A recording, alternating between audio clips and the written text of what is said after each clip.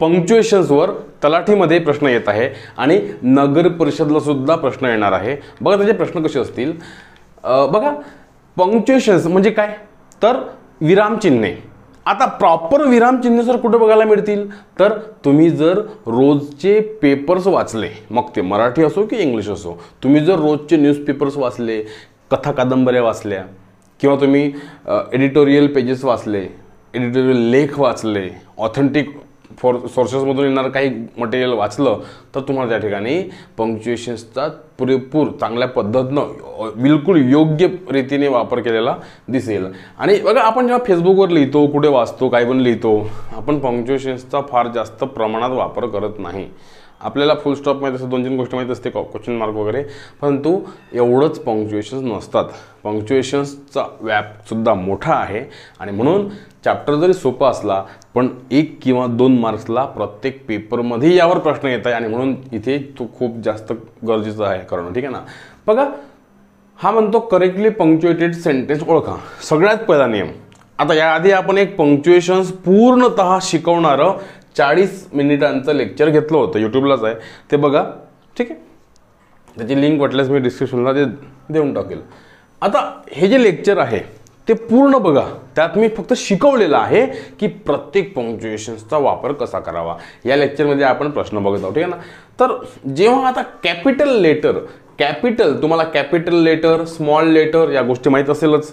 जसं आपण ABCD याला कॅपिटल लेटर म्हणतो, ABCD हे स्मॉल लेटर म्हणतो. हे तर सोपी गोष्ट आहे, कॉमन गोष्ट आहे ती. पण कधीही वाक्याची सुरुवात करताना, मग ते वाक्य कोणत्याही पद्धतीचं असो, कोणत्याही प्रकारातलं असो, वाक्य आता हा प्रश्न आहे. ठीक आहे ना. पण प्रश्न असो की कोणतेही असो, वाक्य आहे ना, मग वाक्याची सुरुवात तुम्हाला कॅपिटल लेटरनेच करावी लागेल. म्हणून या ठिकाणी कॅपिटल लेटर नाही आहे, इथे नाही आहे, म्हणून आपले आन्सर A आणि C तसेच एलिमिनेट झाले. ठीक आहे ना. मग राहिला प्रश्न याचा, B आणि D चा. बघा विल यू, हां इथे कॉमा आहे. डू मी अ फेवर, इथे क्वेश्चन मार्क आहे, इथे क्वेश्चन मार्क आहे. फक्त त्या ठिकाणी कॉमा पाहिजे की नाही पाहिजे यावर आपल्याला विचार करायचा आहे. तर मित्रांनो असं कुठेही भलत्या वेळेस कॉमा द्यायचा नाही. तो प्रश्न आहे will you do me a favour, तू माझ्यावर एक उपकार करतो का, माझं तेवढं काम करतो का, तू माझ्यावर एक उपकार करतो का, मला तेवढा पत्ता सांगतो का, काही असो. ठीक आहे ना. आपल्याला तो प्रश्न विचारायचा आहे. प्रश्न विचारताना मधात असा कॉमा नाही पाहिजे. म्हणून उत्तर नंबर D करेक्ट आहे. सॉरी D नाही, D इनकरेक्ट आहे, B करेक्ट आहे. कारण इथे कुठेही कॉमा नाही आहे, शेवटी फुल स्टॉप, फक्त शेवटी क्वेश्चन मार्क आहे. ठीक आहे ना. नंतर बघा select the correctly punctuated sentence. तुम्हाला खूप मोठं दिसेल वाक्य, हे खूप मोठं दिसेल. तुम्ही म्हणाल बापरे इतका मोठा प्रश्न सर, एका झटक्यात तो सॉल्व्ह होऊ शकतो. समजून घ्या ना. मी तुम्हाला काय म्हटलं, कॅपिटल लेटरनेच वाक्याची सुरुवात होईल. इथे दिल्लीचा D कॅपिटल नाही आहे, स्मॉल आहे, कट झाला. मग दिल्ली, मग दिल्ली नंतर कॉमा, इथे आहे, इथे आहे, इथे आहे, म्हणजे कॉमा लागतोच का. कारण अशा वेळेस मी जर नुसतं म्हटलं असेल की Delhi is the capital of India, आता दिल्लीच्या ठिकाणी काही कॉमा नाही पाहिजे. पण दिल्ली, मी म्हटलं दिल्ली आणि दिल्लीबद्दल मी विशेष काहीतरी सांगितलं, एखादी फ्रेज लिहिली, त्याबद्दल काहीतरी विधान लिहिलं, तर इथे कॉमा पाहिजे, इथे कॉमा पाहिजे आणि मग दिल्ली नंतरचं वाक्य पुन्हा सुरू असलं पाहिजे. ठीक आहे ना. बघा कसं आहे ते. मी जर Delhi is the capital of India, मधात कुठेही कॉमा लागत नाही. पण तुम्ही जर दिल्ली म्हणता आहात आणि त्या दिल्लीविषयी विशेष माहिती सांगत आहात, तर ती माहिती सांगितल्यानंतर सुद्धा तुम्हाला कॉमा लिहायचा आहे. बघा Delhi the capital of India, नंतर पुन्हा कॉमा आहे, बरोबर आहे. इथलाही कॉमा बरोबर आहे, इथलाही कॉमा बरोबर आहे. Delhi the capital of India, तोही कॉमा बरोबर आहे, हाही कॉमा बरोबर आहे. पण Delhi the capital of India, आता मात्र या ठिकाणी कॉमा नाही आहे, म्हणून D पण आपण कट करू, एलिमिनेट करू. ठीक आहे ना. मग राहिला BC, यामध्ये मायनर मिस्टेक असेल मग ते बघायचे. ठीक आहे ना. Delhi the capital of India, इथे पण आहे. Stands on the banks of river Yamuna, हां यमुना. आणि मी तुम्हाला परत सांगितलं होतं वाक्याच्या शेवटी फुल स्टॉप द्यायला. या वाक्यामध्ये फुल स्टॉप नाही आहे म्हणून हे वाक्य कट केलं आपण. इथे फुल स्टॉप आहे म्हणून उत्तर नंबर C करेक्ट आहे की नाही. आता ह्या गोष्टी खूप कॉमन आहे मित्रांनो, असं काही खूप मोठा चॅप्टर नाही आहे हा, एकदम कॉमन आणि सोपा चॅप्टर आहे. परंतु त्यातही लोकांचे प्रश्न चुकतात आणि फुकटचे मार्क्स आपल्याला मिळून राहिले. म्हणून पंक्च्युएशन्स तेवढं करून जा, ठीक आहे ना. कोणती एक्झाम असो, पंक्च्युएशन्स तेवढं करून जा. MPSCच्या जे पेपर्स असतात राज्यसेवा आणि कंबाईनचे, त्यामध्ये सुद्धा पंक्च्युएशन्सवर 2 मार्क्स येतात. पण ती इतके सोपे प्रश्न नसतात. त्यांचे प्रश्न खूप जास्त मोठे असते, लेंथी असते, कठीण असते. असे सोपे असते, परंतु त्यांची लेवल, त्यांची ती लेंथ का वाढवतात, लोकांचा वेळ गेला पाहिजे म्हणून वाचण्यात, ठीक आहे. त्यामध्ये ट्रिक्स असतात. Select the correctly punctuated sentence. तोच नियम आपला की स्मॉल लेटरने वाक्याची सुरुवात होणार नाही. बरं, हाऊने वाक्याची सुरुवात झाली आहे. हाऊ. आता जर या ठिकाणी मी हाऊ आर यू म्हटलं असतं, हाऊ आर यू, तू कसा आहेस. हाऊ इज युअर मॉम, तुझी आई कशी आहेस. हाऊ इज युअर फॅमिली, तुझी फॅमिली कशी आहेस. How is your business. या ठिकाणी हा प्रश्न झाला असता. हाऊने सुरुवात झाली, शेवटी क्वेश्चन मार्क आहे, हा प्रश्न झाला असता. त्याला आपण इंट्रोगेटिव्ह सेंटेन्स असं म्हणतो. पण मी तुम्हाला सांगितलेलं आहे की हाऊ आणि व्हॉट, हाऊ आणि व्हॉट ए किंवा व्हॉट एन यांनी जर वाक्याची सुरुवात झाली आणि त्या वाक्यामध्ये प्रश्न नसेल, तर मग काय लिहायचं, तर मग एक्सक्लेमेटरी साईन द्यायचं. कारण हे उद्गारवाचक वाक्य असते, हे मनातील भावना व्यक्त करत असतात. आणि म्हणून वाक्य कसं होईल मग ते, how beautiful the sky is. इथे एम इज आर शेवटीच पाहिजे, ठीक आहे ना. मग ते क्वेश्चन मार्क आहे, हे पण चूक, ए पण चूक, बी पण चूक. हाऊ ब्युटिफुल, इथे मधातच एक्सक्लेमेटरी साईन आहे, हे पण चूक. एक्सक्लेमेटरी साईन शेवट असलं पाहिजे. म्हणून how beautiful the sky is हे वाक्य बरोबर आहे, डी करेक्ट आहे. बघा काय करेक्ट आहे, तर डी करेक्ट आहे. कसं, या 3 गोष्टी आहे. एकतर हाऊने सुरुवात करताना एच कॅपिटल लिहा. How beautiful the sky is नंतर एक्सक्लेमेटरी साईन तुम्हाला लिहावं लागेल. तुम्ही जर असं लिहिलं असतं how beautiful is the sky, वाक्यात चूक. इज आधी नाही पाहिजे, am is are was were हे शेवटी पाहिजे असते. How beautiful the sky is. आता हे झालं एक्सक्लेमेटरी सेंटेन्स. ह्याचं असर्टिव्ह पण होते, the sky is very beautiful असंही होते, ठीक आहे ना. या हाऊच्या ऐवजी तुम्ही जर व्हॉट घेतला तर वाक्य चुकते. हाऊच्या ठिकाणी हाऊस लागते, व्हॉटच्या ठिकाणी व्हॉटच लागते. याचे खूप जास्त रूल्स आहेत, ते आपण बघितलेलेच आहे. बघा, select the correctly punctuated sentence from the option below. ABCD वाक्य दिलेलं आहे. आता कधी कधी बघा ऑप्शन्सला कसं, कधी असे ABCD ऑप्शन्स येतील, कधी ABCD असे स्मॉलमध्ये ऑप्शन्स येतील, कधी 1 2 3 4 मध्ये ऑप्शन्स येतील. ऑप्शन्स तुम्हाला कितीही कसेही राहू शकतात, ठीक आहे ना, त्यावर लक्ष द्यायचं नाही. Where do you want to go, पुन्हा मी सांगितलं तुम्हाला, इथेही पुन्हा तोच नियम आहे की वाक्याची सुरुवात कधीही कॅपिटल लेटरनेच तुम्हाला करायची आहे. म्हणून इथे हे वाक्य चूक आहे, कारण सुरुवात त्याची स्मॉल लेटरने झाली. नंतर व्हेअर नंतर डू आहे, म्हणजे व्हेअर तर आहेच वाक्यामध्ये, ठीक आहे ना. म्हणून क्वेश्चन मार्क पाहिजे असतो, कारण प्रश्न आहे. हां, where do you want to go ask Nita, इथे क्वेश्चन मार्क पाहिजे होतं, पण नाही आहे, म्हणून बी पण चूक. मग आता राहिलेला सी आणि डी ह्याच्यामध्ये छोटासा फरक असतो, तोच आपल्याला बघायचा असतो, ठीक आहे. म्हणून त्यामध्ये आपला कंटेंट असते. बघा, व्हेअर या ठिकाणी ॲक्च्युली डबल कॉमा पाहिजे होता, पण त्यांनी फक्त इथं सिंगल कॉमा दिला. आणि मी तुम्हाला जेव्हा शिकवलेलं आहे कोर्समध्ये हे पण शिकवलं की पहिला प्रिफरन्स द्यायचा असतो डबल कॉम्याला. डबल कॉमा जर नसेल तर रिपोर्टेड स्पीच हा सिंगल कॉम्यामध्ये सुद्धा दिल्या जाऊ शकतो, हे लक्षात ठेवा, पेपरला आलेला आहे. म्हणून इथे आपण सिंगल दिलेला आहे म्हणून सिंगल कॉमाच पकडू. Where do you want to go asked Nita. Where do you want to go. आता मला सांगा फरक कुठे आहे, फक्त या ठिकाणी एकाच ठिकाणी फरक आहे. हा फरक म्हणजे हा जो गो लिहिलेला आहे त्यानंतर लगेच क्वेश्चन मार्क द्यायचा, मग कंस पूर्ण करायचा, तो इन्व्हर्टेड कॉमा पूर्ण करायचा, की गो नंतर पहिले कॉमा पूर्ण करायचं, पहिले कॉमा लिहायचा आणि मग क्वेश्चन मार्क लिहायचा. इतका लहानसा फरक आहे हो. ज्या लोकांचा अभ्यास खरोखर असतो ते पटकन उत्तर देतात. ज्यांचा अभ्यास कच्चा असतो, कमी असतो, मग ते या ठिकाणी गफळतात, मग ते टोला मारतात. हां ठीक आहे, at the end of day आपल्याला जर समजा या ठिकाणी निगेटिव्ह मार्किंग नसेल तर ठीक आहे, आपण टोला मारू शकतो, पण मार्क जातो ना वाया. MPSC मध्ये मारला तर निगेटिव्ह मार्कमध्ये जातो आपण, आणि म्हणून अभ्यास करणं फार गरजेचं आहे. बघा, where do you want to go. आता या ठिकाणी बघा सिंगल कॉम्यामध्ये जर रिपोर्टेड स्पीच दिलेला आहे, तर आधी तो शेवटच पूर्ण होईल, आधी वाक्यातले सोपस्कर जे आहे ते पूर्ण होईल. म्हणजे वाक्य कसं आहे, व्हेअरचं वाक्य आहे, प्रश्न आहे, आणि म्हणून प्रश्न जर असेल तर तुम्हाला आधी क्वेश्चन मार्कच लिहावं लागेल आणि मग तुमचा इन्व्हर्टेड कॉमा तुम्हाला पूर्ण करावं लागेल. सिंगल असो इन्व्हर्टेड की डबल असो, तुम्हाला आधी क्वेश्चन मार्क द्यावा लागेल, कारण तो आहे प्रश्नाचा मूळ भाग. कारण व्हेअरने वाक्याची सुरुवात झाली, ठीक आहे ना, आणि म्हणून प्रश्न देणं आवश्यक आहे, फुल स्टॉप देणं आवश्यक आहे, किंवा एक्सक्लेमेटरी साईन, जे काही सेंटेन्स साईन असेल ते द्या, आणि त्यानंतर हा एक्सक्लेमेटरी जे आहे इन्व्हर्टेड कॉमा हा पूर्ण करा. आणि म्हणून काय ठरतो या ठिकाणी, इथे उत्तर सी करेक्ट ठरते, कारण त्याने पहिले क्वेश्चन मार्क दिलं आणि मग त्याने कॉमा पूर्ण केला, आणि मग परत इथे पण कॉमा पाहिजेच, ठीक आहे ना, आस्क नाही तर. समजलं ना, असा अर्थ. नंतर बघा, select the correctly punctuated sentence from the option below.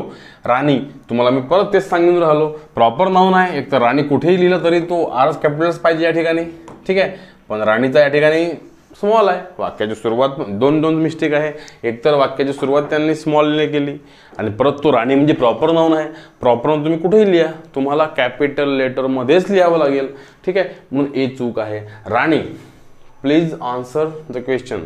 आता मी राणीला हाक मारली, आवाज दिला, संबोधन केलं, तिला मी ॲड्रेस केलं, आणि म्हणून त्यानंतर मला कॉमा द्यावाच लागेल. Gopal, go there. Shyam, come here. Rani, come here. Ujjwal, go there. असं आपण म्हणताना कॉमा लिहायचा असतो. मी जर म्हटलं असेल की उज्ज्वल गो देअर, तर या ठिकाणी हे वाक्य चुकते मित्रांनो. इथं गोज आलं मग काय होईल, उज्ज्वल गोज देअर, उज्ज्वल तिकडे जात असतो. पण मी जर म्हटलं उज्ज्वल नंतर कॉमा दिला, अर्थ बदलतो, उज्ज्वल गो देअर, तिकडे जा, असा अर्थ होतो, ठीक आहे ना, असा. म्हणून राणी, प्लीज. आता प्लीजला या ठिकाणी कॅपिटल लिहायचं काही गरज नव्हतं, प्लीजचा पी इथे कॅपिटल लिहायची काही गरज नव्हती. जेव्हा एक वाक्य संपते आपण फुल स्टॉप देतो, तेव्हापासून मग पुन्हा आपण कॅपिटल लेटरने सुरुवात करतो. वाक्य संपलेलं असते ना, इथे मात्र कोणतेही वाक्य संपलेलं नाही आहे, फक्त आपण राणीला आवाज दिला, संबोधित केला, आणि म्हणून प्लीज राणी प्लीज या ठिकाणी तुम्हाला कोणतंही क्वेश्चन म्हणजे हे नाही पाहिजे, ठीक आहे ना, कॅपिटल लेटर नाही पाहिजे, म्हणून बी पण कॅन्सल झाला. राणी प्लीज आन्सर द फोन, तो फोनला आन्सर कर, वाक्य बरोबर आहे, शेवटी फुल स्टॉप आहे. इथे ह्या कॉम्याची काही गरज नव्हती, ठीक आहे, असा अर्थ. कारण राणी बोलत नाही ना कोणाला, आपण राणीला आवाज देतो आहे. इथे जर असतं Rani ask me please answer the phone, मग ठीक आहे भाऊ, पण फक्त राणी आहे, आस्क वगैरे काही नाही, त्या ठिकाणी कोणताही रिपोर्टिंग वर्ब नाही आहे, ठीक आहे ना, म्हणून उत्तर number C correct. Select the correctly punctuated. Okay, pardon me God, पुन्हा सुरुवात कॅपिटल लेटरनेच पाहिजे असते. पार्डन मी गॉड, आता गॉड नंतर O God, pardon me O God नंतर एक्सक्लेमेटरी सेंटेन्स लिहिणं आवश्यक आहे, कारण आपण मनातील भावना व्यक्त केल्या आहे तीव्रतेने. पार्डन मी गॉड, मला माफ कर, असा अर्थ, ठीक आहे ना. नंतर बघा, प्रश्न मोठा वाटतो पण तो सोपा असतो. Select the correctly punctuated. प्रश्न एकच आहे, कारण हे सर्व लेक्चरच ॲक्च्युली पंक्च्युएशन्स होताना फिरतात, ठीक आहे. कॅपिटल लेटरने सुरुवात व्हावी म्हणून ए चूक झाला. We have to buy these things. Okay, we have to buy these things आणि थिंग्सची लिस्ट दिली तर ठीक आहे, नाही सोपी गोष्ट आहे. जेव्हा आपण कोणतीही लिस्ट देतो एखाद्या गोष्टीची, एखादी समान कोणत्याही गोष्टीची, ठीक आहे ना, तेव्हा तुम्हाला we have to buy these things नंतर असा कोलन द्यायचा असतो, ठीक आहे. कोलन असं हे बघा, दोन ठिंबे असं जेव्हा आपण लग्न लावतो ते असते ना मस्त काले, त्याला कोलन द्यायचा. नंतर मग a table, 3 chairs and 2 stools. आम्हाला हे गोष्टी पाहिजे. We have to buy this things. आम्हाला या गोष्टी विकत घ्यायच्या. कोणत्या घ्यायच्या आहे? एक टेबल घ्यायचा आहे, 3 खुर्च्या घ्यायच्या आहे अँड 2 स्टूल्स घ्यायचे आहे, ठीक आहे. तर लिस्ट असेल कोणा गोष्टीची, सामानाची लिस्ट असेल, नावांची लिस्ट असेल, कोणत्याही नावांची लिस्ट असेल, आपल्याला इथे कोलनने दाखवायचं आहे, ठीक आहे. नंतर बघा, select the correctly punctuated. Okay, I was late for the school. Okay, I was late for the school this morning. The bus was full. Okay, इथे कॉमा, इथे काहीतरी पाहिजे, चूक आहे, ठीक आहे ना. तिथे कोलन पाहिजे होतं ॲक्च्युली, कोलन आहे काय. I was late for the school. Okay, हां बघा, हे आहे स्पष्टीकरण. मी लेट झालो स्कूलला. I was late for the school this morning. मी आज सकाळी स्कूलला लेट झालो. काय झालो late? The bus was full and I had to work. Bus full होती, मलाही काम होतं, ठीक आहे ना, म्हणून मी लेट झालो. इथे कोलनचं काम असते, सेमी कोलन किंवा कॉमाची गरज नाही, ठीक आहे ना.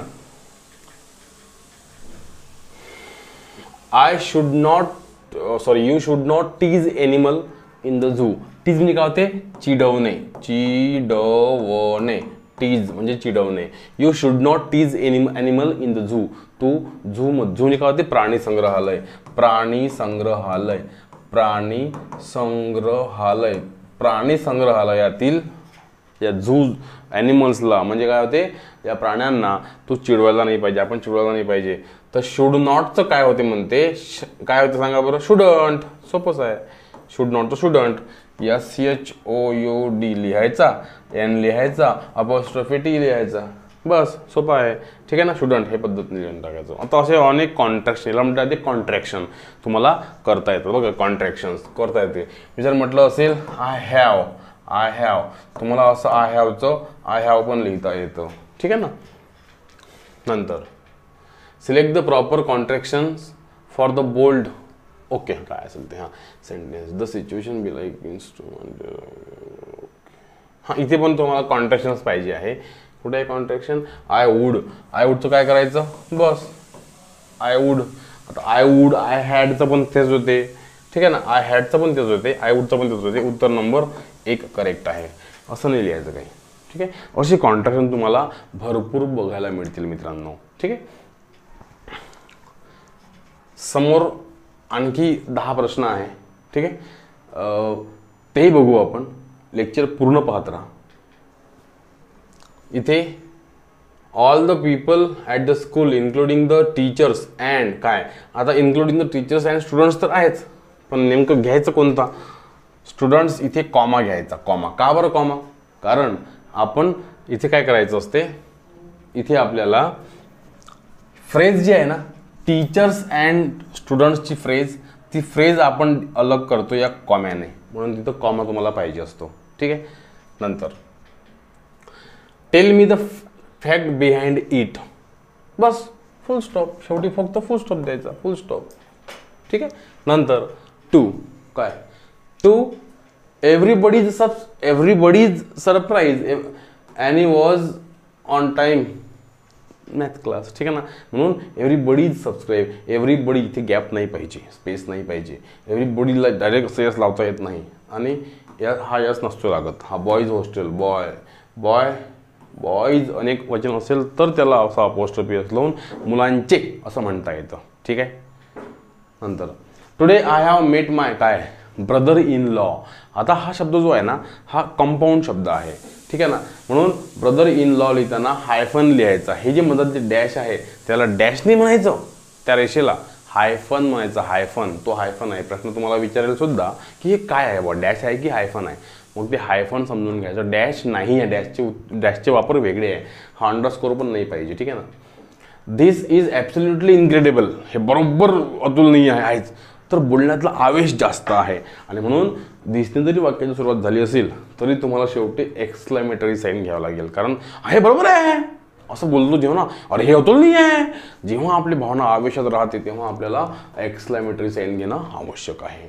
नंतर watch out for the broken glass. पाय तो तुटलेला ग्लास पाय तो. बोलण्यातला आवेश जास्त आहे, अर्जंट आहे काहीतरी, ठीक आहे ना. आणि म्हणून सुद्धा इथे एक्सक्लेमेटरी साईनच पाहिजे. तुम्ही फुल स्टॉप नका देऊ. आपण म्हणतो काय? हां, पहा ना तो वॉच, तो पाहतो फुटलेला ग्लास, पहा असं म्हणतो का आपण? नाही. पाहतो फुटलेला ग्लास असं नाही म्हणत. पाय तो ग्लास फुटला की नाही, तर असं जेव्हा म्हणतो तेव्हा आवेश वेगळा असतो असा. She doesn't know about it. She doesn't know, मग डज शी. हां, क्वेश्चन टॅगवर राहिला प्रश्न. इथे कॉमा पाहिजे, इथे क्वेश्चन मार्क पाहिजे. पुढे कॉमा क्वेश्चन मार्क. काही गोष्टी सोप्या असतात, काही गोष्टी कठीण असतात. गॉड लव्ज, कधीही गॉडसाठी आलेला एच, गॉडसाठी आलेला जी कुठेही येऊ कॅपिटलच असला पाहिजे, ठीक आहे. हिज. Pinky go there. हां, मी तुम्हाला म्हटलं ना, आवाज दिल्यानंतर Pinky comma go there. Pinky go देअरचा अर्थ काय होतो? पिंकी तिकडे जाते, Pinky goes there. Pinky go there असं असेल तर कॉमा द्यायचा असतो मधात. Send the following things. List आहे समोर आणि म्हणून इथे कोलन लागेल. A book and a pen and an umbrella. ठीक आहे ना. या पद्धतीनं संपूर्ण इंग्लिश ग्रामर क्लास करायचे असेल तर प्ले स्टोअरला माझं ABC एज्युकेशन नावाचं ॲप्लिकेशन आहे, तुम्ही ते पाहू शकता. इत्यादी सर्व कोर्सेस आपल्या ॲपमध्ये आहे, तुम्हाला हवा तो कोर्स तुम्ही निवडू शकता. ठीक आहे. आणि कनेक्ट राहा, या चॅनलला पण कनेक्ट राहा, माझ्या क्लासला पण कनेक्ट राहा. तुम्हाला काहीही अडचण असेल मला सांगा, माझा व्हॉट्सअप नंबर तुम्हाला कुठेतरी दिसूनच देईल. ठीक आहे. थँक्यू.